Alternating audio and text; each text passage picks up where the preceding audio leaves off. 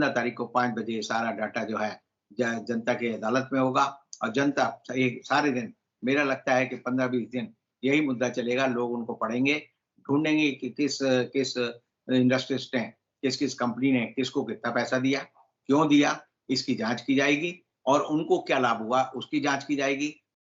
नमस्कार, मैं इकराम और आप देख रहे हैं हिंद वॉइस। हमारे साथ मौजूद हैं एडवोकेट अंदर कुमार जी। बहुत-बहुत स्वागत है सर आपका। नमस्कार। सर आज फिर आपसे इलेक्टोरल बॉन्ड के ऊपर ही बात करूँगा क्योंकि मामला अभी भी बहुत ज़्यादा चर्चाओं में है और अब एक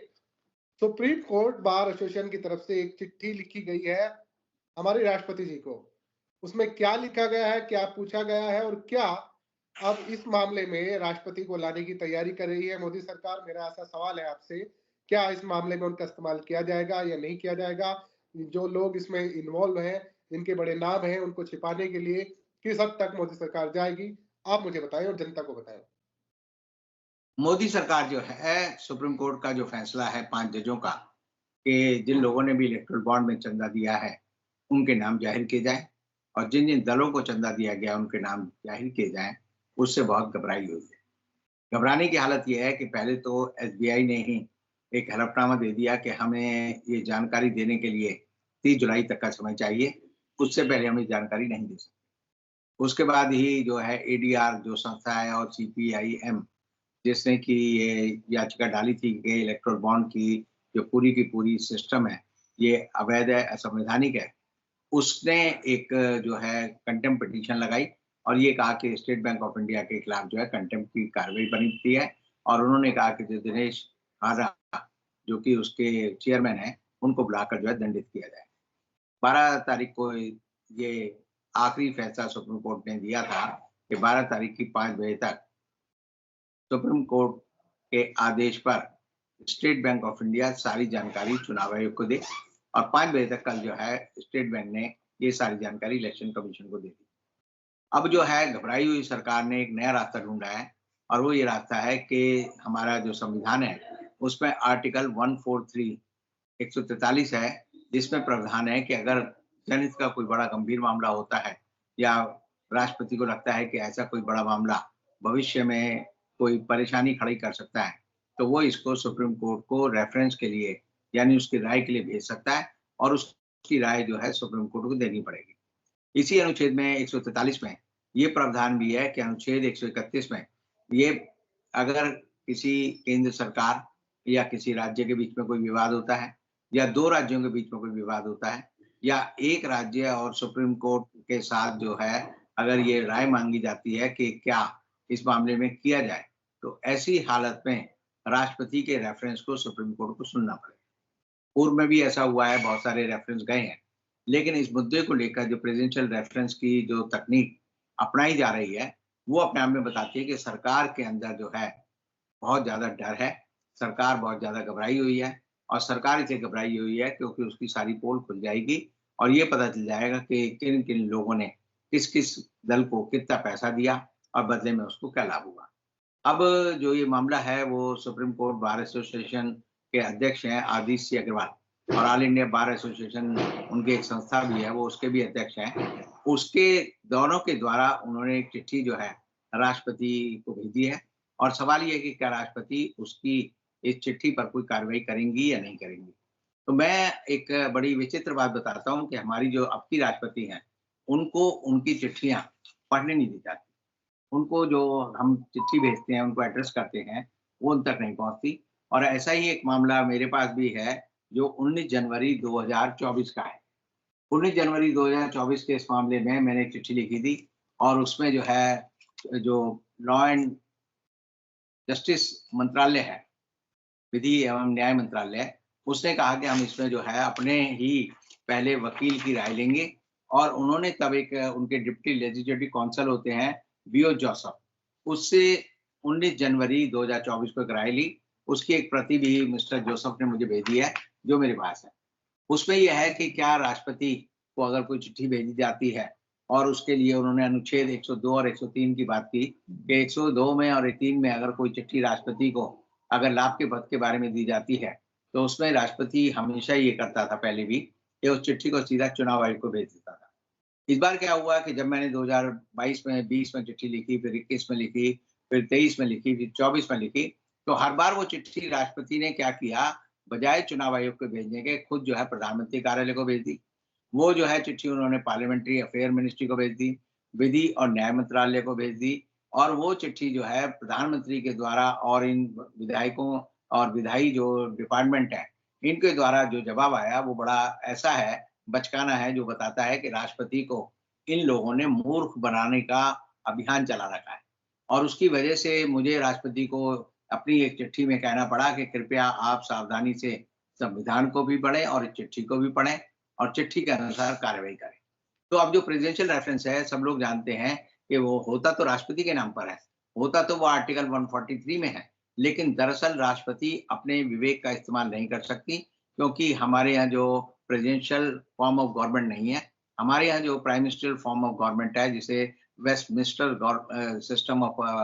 गवर्नेंस बोलते हैं, जो कि हमने ब्रिटेन से लिया है। तो उसमें जो भी राष्ट्रपति को कार्रवाई करनी होती है, वो दरअसल सरकार करती है। सरकार राष्ट्रपति को एक टिटलर हेड या एक तरह से नाम मात्र का सर्वोच्च संवैधानिक पद पर बैठा हुआ व्यक्ति मानती है, और जो सरकार कहती है, जैसे कि आप देखते हैं कि जब संसद के दोनों सत्रों की शुरुआत होती है हर साल, तो उसमें जो अभिभाषण राष्ट्रपति का होता है, वो पढ़ा तो राष्ट्रपति द्वारा जाता है, लेकिन वो जो उसका जो फाइनल जो होता है, वो जो है सरकार करती है, जो प्रधानमंत्री होते हैं वो करते हैं। इसी तरह राष्ट्रपति जब गणतंत्र दिवस की पूर्व संध्या पर 26 जनवरी को यानी 25 जनवरी को जब वो राष्ट्र के नाम संदेश देते हैं, या वो 15 अगस्त को स्वतंत्रता दिवस की पूर्व संध्या पर 14 अगस्त को जो भी अपना राष्ट्र के नाम संदेश देते हैं, वो केंद्र सरकार द्वारा फाइनल किया ड्राफ्ट होता है, राष्ट्रपति को उसे सिर्फ पढ़ना होता है। अब ये जो 143 आर्टिकल की बात जो है सुप्रीम कोर्ट बार एसोसिएशन के अध्यक्ष ने कही है, ये अपने आप में बताता है कि वो एक रुझान रखते हैं भारतीय जनता पार्टी की सरकार के साथ, और साथ ही साथ उन्हें लगता है कि देश में जो इलेक्टोरल बॉन्ड का जो सच सामने आया है, जो पारदर्शिता उसकी वजह से हमारे राजनीतिक सिस्टम में आएगी, जिसको कि हमारी सुप्रीम कोर्ट के न्यायाधीशों ने कहा कि right to know, right to information, ये नागरिकों का अधिकार है, और संविधान के अंतर्गत जो है हमारा जो अनुच्छेद 19 एक ए है, जिसमें freedom of speech and freedom of expression दी गई है, उसमें नागरिक को जानने का अधिकार है। लेकिन पता नहीं क्यों सुप्रीम कोर्ट के विद्वान अधिवक्ताओं का जो संघ है, उसको होना तो चाहिए था जनता के साथ, लेकिन वो सरकार के साथ। यानी कि वो खुद जो है कह रहा है कि ये जानकारी नहीं आनी चाहिए। यानी कि ये वकील का दायित्व नहीं है, ये एक एनजीओ का दायित्व नहीं है कि वो सरकार का साथ इस बेशर्मी की हद तक दे कि लगे कि सरकार के इशारे पर वो नाच रहे हैं। लेकिन ऐसी व्यवस्था बनी है, और ये व्यवस्था जो है अपने आप में बताती है कि हमारे यहाँ परिस्थितियाँ कितनी खराब हैं। सरकार पूरी तरह कोशिश कर रही है कि किसी तरह इन मामलों को जो है इलेक्टोरल बॉन्ड देने वाले कौन-कौन लोग हैं, कौन-सी प्रक्रिया थी और किन-किन दलों को मिला, इसे छुपाया जाए, क्योंकि इससे जो है ये सब पता चल जाएगा कि कौन लोग एक-दूसरे के साथ एक ही थैली के चट्टे-बट्टे हैं। अब जो हमारे यहाँ जो इस समय की स्थिति है वो इतनी गंभीर है कि आप देखिए कि जो खट्टर साहब हैं, जो कि हरियाणा के मुख्यमंत्री थे, वो सोए तो वहाँ पर हरियाणा में चंडीगढ़ में हरियाणा के मुख्यमंत्री के रूप में। सुबह जब उठे तो उनका जो है जैसे हालत ये हुई कि सुबह उठकर जब वो नहाने के लिए बाथरूम में गए, तो जब वो नहा रहे थे तो नहाने के बाद पता चला कि उनका तौलिया जो है छीन लिया गया है, और उनकी जगह किसी दूसरे आदमी को तौलिया दे दिया गया है, और दूसरा आदमी जो है वहाँ का मुख्यमंत्री बन गया है। तो ये ऐसी हालत अगर सरकार हमारे देश में कर रही है, तो ये बताता है कि हमारे यहाँ सरकार जो है सोच समझ से नहीं चल रही, बल्कि वो अटकल-पच्चू तरीके से चल रही है कि कोई भी काम कभी भी कर सकती है। तो एक दिन पहले ही प्रधानमंत्री नरेंद्र मोदी जी मनोहर लाल खट्टर के साथ कह रहे थे कि हम दोनों बड़े साथी थे, संघर्ष के दिनों के साथी थे, हम एक ही दरी पर सोते थे, ज़मीन पर सोते थे, और अगले दिन पता चला कि खट्टर साहब की ज़मीन ही छिन गई, उनकी दरी ही हट गई, और उनको जो है बेआबरू करके धक्के मार के बाहर निकाल दिया गया। इतनी बेरुखी से अगर किसी मुख्यमंत्री को किसी प्रधानमंत्री द्वारा हटाया जाता है, तो मैं कहता हूँ कि विपक्षी जो प्रधानमंत्री का जो विपक्षी होता है, यानी कोई राज्य का मुख्यमंत्री होता है, उसके साथ भी ऐसा दुर्व्यवहार नहीं किया था। हालाँकि नरेंद्र मोदी की सरकार ये अपने दुर्व्यवहार के लिए पूरी दुनिया में कुख्यात है। उन्होंने जो है, जो हेमंत सोरेन है, उनके साथ क्या किया। वो मुख्यमंत्री रहते हुए उन्हें ईडी ने अरेस्ट कर लिया। पहली बार ये संविधान की अवमानना हुई और उस अवमानना के लिए अभी तक किसी ने कोई आवाज़ नहीं निकाली है। तो इस देश में अजीबो-गरीब काम रोज़ हो रहे हैं और ऐसे-ऐसे काम हो रहे हैं कि अभी आप देखेंगे कि काला जठेड़ी नाम का एक गुंडा था, गैंगस्टर है। उसने एक शादी कर ली, एक गैंगस्टर दूसरी अनुराधा डॉन से, और जब वो डॉन से शादी की तो द्वारका में हुई, दिल्ली पुलिस के 200 जो वर्दीधारी जवान हैं, वो शरीर पर, बॉडी पर कैमरा लगाकर उसकी सुरक्षा करते रहे और उसके बाद उसे आज 2 घंटे के लिए अपने गाँव जठेड़ी, जो कि सोनीपत जिले में है, वहाँ जाना था। तो वहाँ की हरियाणा की पुलिस ने, यानी इतनी बलवान पुलिस है हरियाणा की, उसने कहा जी हमारे यहाँ कानून व्यवस्था बिगड़ जाएगी, हम इसको आने की परमिशन नहीं दे सकते। तो आप समझिए कि हरियाणा की पुलिस जो है, जो किसानों को तो हरियाणा का बॉर्डर पार नहीं करने देती, और वो एक गैंगस्टर को हाई कोर्ट के ऑर्डर के बावजूद, दिल्ली हाई कोर्ट का ऑर्डर था कि उसे 2 घंटे जाना है, उन्होंने बता दिया कि हमारे यहाँ कानून व्यवस्था की स्थिति बड़ी खराब है। यानी कि खुद सरकार कह रही है मैंने लॉ एंड ऑर्डर खराब है, और लॉ एंड ऑर्डर खराब है तो इसका मतलब ये होता है कि आर्टिकल 356 जो कि हमारा अनुच्छेद है, उसमें वहाँ की सरकार को भंग किया जाना चाहिए और ये माना जाना चाहिए कि सरकार खुद कह रही है कि हमारी कानून व्यवस्था बिगड़ गई है, तो हम कुछ नहीं कर सकते। ऐसे ही हाल जो है अभी बड़ा विचित्र मामला है कि वो अ, उत्तर प्रदेश के राज्य में हो रहा है। वहाँ पर जो है नोएडा में सेक्टर 99 में एक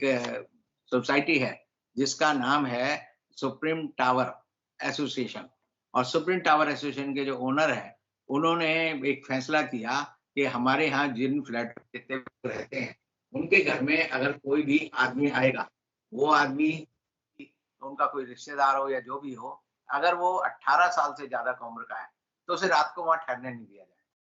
अब किसी को उम्र का या तो बर्थ सर्टिफ़िकेट लेंगे, फिर उसको कहेंगे तू 18 साल से ज़्यादा है कि नहीं है। फिर हो सकता है वो उसका कहें कि तू अपना जो है सेक्सुअल कॉम्पिटेंस का सर्टिफ़िकेट भी दे। ये दे के भई तू जो है इम्पोर्टेंट है, तू जो है सेक्सुअली जो है बिल्कुल बेकार आदमी है, तब हम तेरे को आने देंगे, नहीं तो नहीं आने देंगे। तो ये हिंदुस्तान के कानून की जो बिल्कुल वाहियात तरीके से जो उसका इस्तेमाल इस देश में हो रहा है, वो बड़े बा ब पोटेंसी का जो मुद्दा है, उससे मुझे लगता है कि हिंदुस्तान का कानून ही नपुंसक हो गया है। लोग भी नपुंसक हो गए हैं, सरकारें भी नपुंसक हो गई हैं और पूरे देश में जो है कोई भी कानून की बात मान के राज़ी नहीं है। यानी सीएए आ गया तो कई राज्यों ने कहा कि हम इसे यहाँ लागू नहीं करेंगे। जो सीएए था उसके ऊपर भी देश में जो है विवाद जानबूझकर खड़ा किया जा रहा है और ये किया जा रहा है कि जो कानून 2019 में लागू होना चाहिए था, उसके रूल्स बनने चाहिए थे, उसके रूल्स 5 साल बाद बनाए गए हैं।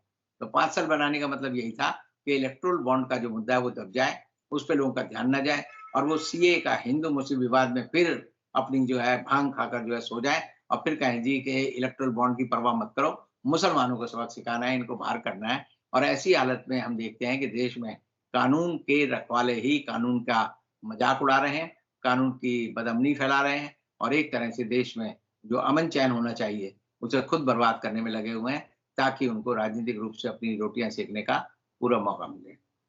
बहुत शुक्रिया सर इस पूरे अपडेट के लिए। अगले अपडेट के लिए भी मैं आपसे ज़रूर बात करूँगा और जनता आपसे बहुत प्यार करती है, तो नीचे कमेंट बहुत सारे लिखते हैं आपके, वो भी इंतज़ार करती रहती है सभी अपडेट्स का। बहुत शुक्रिया आप सभी का इस वीडियो को देखने के लिए, ज़्यादा से ज़्यादा शेयर कीजिएगा और फिर कल फिर मुलाकात होगी रविंद्र जी से, तब तक के लिए दीजिए इजाज़त।